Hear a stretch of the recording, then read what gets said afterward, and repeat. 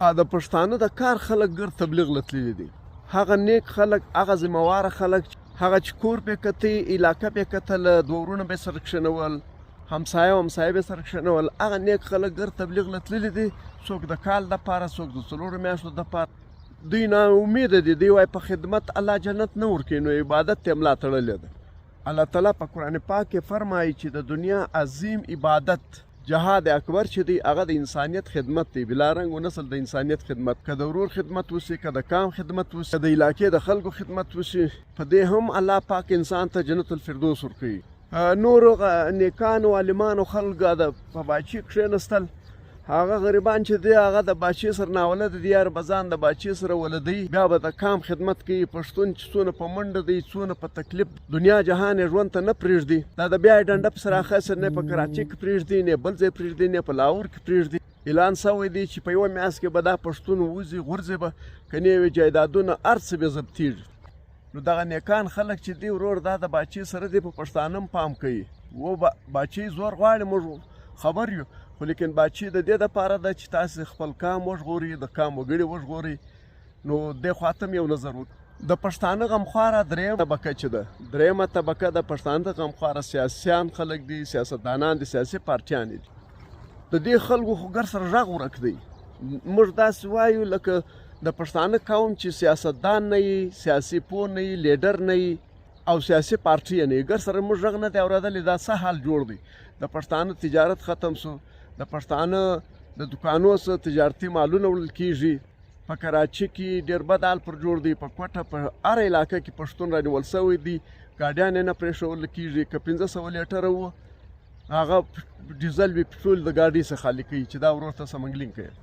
د پښتانه لیډران خو بالکل خولو ته کلپان اچول چې ولې اچولي دي ورور ته، د کوم ورځ دپاره دا پارټیان د کوم ورځ دپاره دا د سبا ووټونه راځي، بیا بیا ګورې ګلي په ګلي، کوڅه په کوڅه به ورور را روان وي چې ووټ راکړئ، موږ پښتنو ته جنت جوړوو.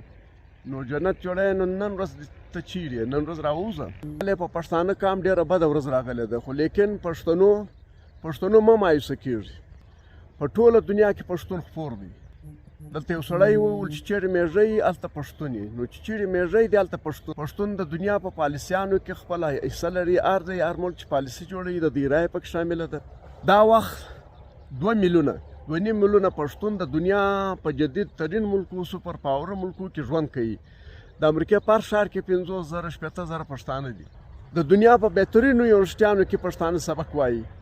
د پښتانه د دنیا بهترین تعلیمي ادارو کې سبق وایي. ساینسدانان دي، پایلوټان دي، بیروکریټس دي، هر نظام چلولی سوای. ډېر تکړه ځوانان ځینې ختلي، ډېرې تکړه پیغلې ځینې ختلي دي، ډېرې تعلیم یافته پیغلې ځینې ختلي دي. پښتون نه خرابېږي، پښتون نه خرابېږي. بل پښتون یو ډېر مضبوط ترین وطن لري، پښتون بیکپ لري، خپل هیواد لري. نو پښتون چې دی وختي ځورول کېږي، پښتون نه خرابېږي. نه د پښتانه خوا به دی ټیک دی، دا وختي تکلیف دی. په دې کې د سر تاوان نشته. پښتنو ډېر د سر تاوانونه یوړو. نن به دی مالي تاوان یوسي، پروا نه کوي، بیرته په پښو درېږي. د سر تاوان نشته، غم یې مه کوئ، فکر یې مه کوئ. الله مهربانه دی، ښه ښایسته مضبوطه پر امنه وطن لري. که دلته ژوند نه کېږي دورې به ولاړ شو. هلته چې دی د دنیا بهترین هغه تجارتي روټ جوړېږي، د واخان څخه د چین څخه هلته روټ راوځي، د سیپیک رنګه یو غټ تجارتي روټ راوځي. چین چې دی د افغانستان له لارې د ایشیایي ممالکو سره، یورپي ممالکو سره خپل لینک جوړوي. نو چورته ما وایي خیر و خیرات دی، بس خالي خپلې دعاوې کوي، لمونځونه کوي. انشاءالله یو تاوان نه در رسېږي. چې کوم خلک تاوان در رسوي هغه به خوارېږي، تباه کېږي.